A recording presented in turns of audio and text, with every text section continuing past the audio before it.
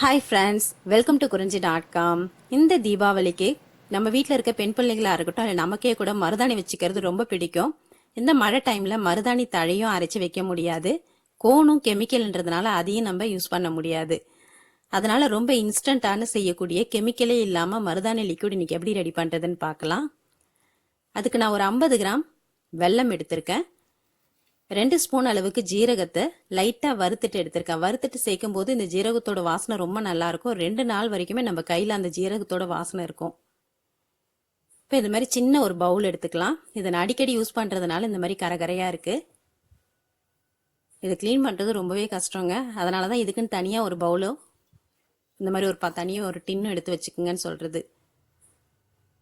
இப்போ இந்த டின்னும் வந்து நான் அடிக்கடி யூஸ் பண்ணுறதுனால இந்த மாதிரி கருப்பாயிடும். அதனால தான் சில்வர் பாத்திரத்தை யூஸ் பண்ணாதீங்க. டின்னு இல்லைன்னா மண் சட்டியில் செய்யும்போது அதை நம்ம தனியாக அதுக்குன்னு எடுத்து வச்சிடலாம். இப்போ இந்த டின்னுக்கு மேலே கரெக்டாக பொருந்துற மாதிரி ஒரு பவுல் எடுத்திருக்கேன். இப்போ நிறைய பேர் வந்து டின்னு இல்லாமல் வேற எப்படி யூஸ் பண்ணுறது அப்படின்னு கேட்டிருக்கீங்க. அதுக்கு இந்த மாதிரி மண் சட்டி எடுத்துக்கலாம். இந்த மாதிரி சின்னதாக ஒரு மண் சட்டி எடுத்துக்கிட்டிங்கன்னா அதில் வெல்லம் போட்டுட்டு மேலே இந்த மாதிரி ஒரு கரெக்டாக பொருந்துற மாதிரி ஒரு பவுல் எடுத்துக்குங்க.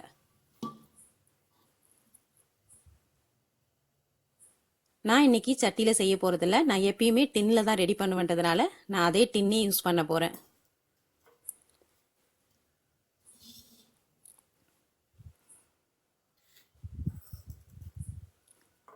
வெல்லம் பார்த்தீங்கன்னா ரொம்ப வெள்ளமாக இல்லாமல் இந்த மாதிரி கொஞ்சம் கலராக இருக்கிற வெல்லமாக யூஸ் பண்ணும்போது நம்ம கையில் மருதாணி நல்லா டார்க்காக பிடிக்கும்.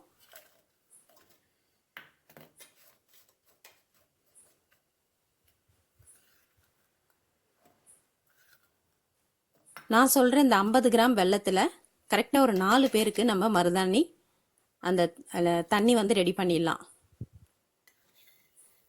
இப்போ வெல்லத்தை டின்னில் போட்டுட்டு அதுக்கு மேலே இந்த ஜீரகத்தையும் போட்டு வெல்லத்தையும் ஜீரகத்தையும் நல்லா கலந்து விட்டுடுங்க.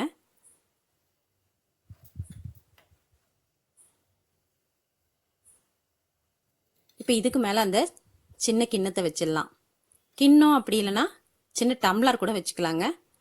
அது வந்து அந்த அசையாமல் பார்த்து வச்சுக்கோங்க. ஏன்னா நடுவில் கரெக்டாக இருக்கும்போது தான் அந்த வேர்வை தண்ணி உள்ளே விழுந்து நமக்கு அந்த லிக்விட் கிடைக்கும். இப்போ அடுப்பை பற்ற வச்சிடலாம். இப்போ இந்த டின்னு இதில் வச்சுட்டு தீயை ஃபுல்லாக லோ ஃப்ளேமில் வச்சுடுங்க. ஏன்னா வந்து ஹை ஃப்ளேமில் வச்சிங்கன்னா இது பொங்கி அந்த வெல்லம்லாம் அந்த கிண்ணத்துக்குள்ளே இறங்கிடும். அந்த வெல்லம் இறங்கக்கூடாது. வெல்லம் இறங்கிடுச்சுன்னா நமக்கு அந்த மருதாணி கலர் பிடிக்கவே பிடிக்காது. அந்த கையில் வந்து ஒரு எந்த மருதாணி கலரே பிடிக்காது. அந்த தண்ணி மட்டும்தான் நமக்கு இறங்கணும். அப்போ நம்ம ஃபுல்லாக லோ ஃப்ளேமில் வச்சு செய்யும்போது தான் நமக்கு அந்த தண்ணி மட்டும் கிடைக்கும். நீங்கள் ஹை ஃப்ளேமில் வச்சிங்கன்னா வெல்லம் பொங்கி அது உள்ளெல்லாம் இறங்கிடும். இப்போ இதுக்கு மேலே அந்த கரெக்டாக பொருந்துற மாதிரி ஒரு கிண்ணத்தை வச்சுட்டு அதில் தண்ணி ஊற்றிடலாம். இது கரெக்டாக ஒரு 5லேருந்து 6 நிமிஷம் விட்டிங்கன்னா அந்த டின்னை சுற்றி நல்ல புகை வரும்.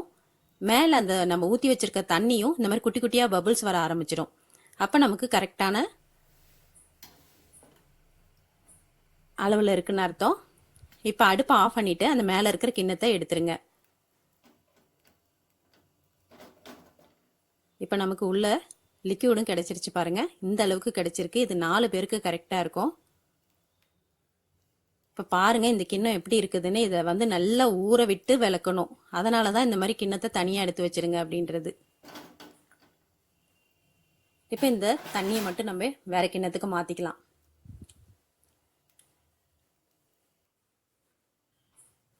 இதில் மொத்தமாக நீங்கள் குங்குமத்தை போட்டு கலந்துட்டிங்கன்னா திக்காயிடுச்சுன்னா அதை திரும்ப வந்து நம்ம லூஸ் பண்ணுறதுக்கு வேற லிக்யூட் இருக்காது. அதனால கொஞ்சமாக ஒரு பிளேட்லேயோ இல்லை கிண்ணத்துலேயோ ஊற்றி கலந்துக்குங்க. கொஞ்சம் கொஞ்சமாக கலந்து நம்ம கையில் வச்சுக்கலாம். இந்த மாதிரி ரெட் கலர் குங்குமம் சேர்த்தோம்னா கலர் வந்து கரெக்டாக இருக்கும். ரொம்ப மெரூன் கலர் குங்குமம் சேர்த்துட்டிங்கன்னா ரொம்ப டார்க்காக ஆகிடும், ப்ரௌன் கலரில் ஆகிடும். அதனால் ரெட் கலர் குங்குமம் சேர்த்துக்குங்க.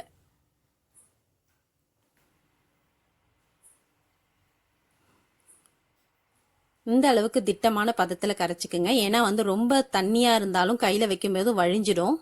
ரொம்ப திக்காக இருந்தாலும் வைக்கிறதுக்கு சரி வராது. அதனால் திட்டமாக கரைச்சிக்குங்க.